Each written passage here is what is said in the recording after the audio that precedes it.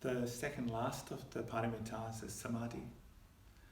And Samadhi, they say, is required for wisdom to arise, and wisdom's the last of the paramitas.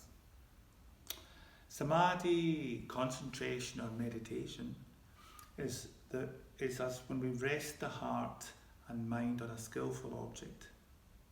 So we're resting ourselves on something, so that the heart becomes clear and bright and free of disturbances, so that we can see things the way they are. This is the kind of idea of discovery. In order to practice Samadhi, we need to be free from remorse and free from the fear of what others that we respect would think about our actions. So that means we have to look at lifestyle. We have to look at how we act in the world. So when we go down to meditate, our mind can settle, because we need a happy mind for a concentrated mind.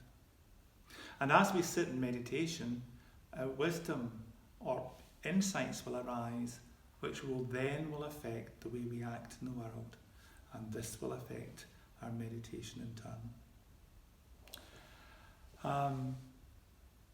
The main object we use in concentration is usually the sensation of the body breathing and of the emotion of friendliness and goodwill or metta.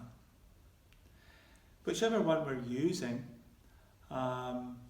we have to be very careful with the voice of judgment. This voice of judgment that goes on is actually it's greed, hate and delusion playing away in the mind. So we have to be look at that. And as the mind settles, we see the pushing and the pulling and the simply not knowing. And that's the ground we work in. Okay.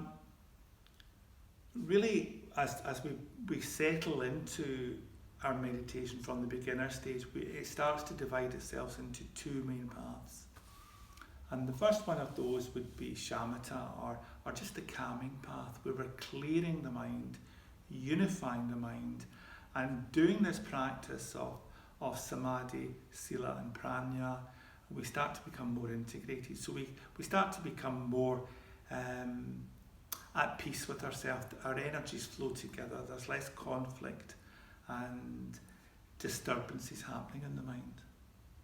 But what will happen is, because we're human beings, every time we meditate, there will be discursive thought, there will be prapancha, and all prapancha is based on greed, hate and delusion.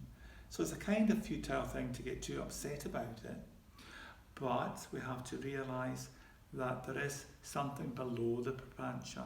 There's a state of being rather than doing, and this is what we're leaning into. The Buddha was called, an epithet for the Buddha was nisprapancha, without prapancha. And I'm not sure if you can imagine what it would be like not to have discursive thought. That's a big question. So these two types of meditation is the shamatha, or the concentration, and then later on there's vipassana. And these are represented in Tiratna as the first two stages in the path, as being the place of integration, positive emotion, that's the shamatha department, moving on to vipassana with spiritual rebirth and spiritual death, where we get insight into the way things are. This is not an intellectual insight, this is getting it in the bones, getting right below the skin of it, so we see that things are illusory, are insubstantial, impermanent, and without an abiding self. And furthermore, the realization dawns that there is no person to see what's happening.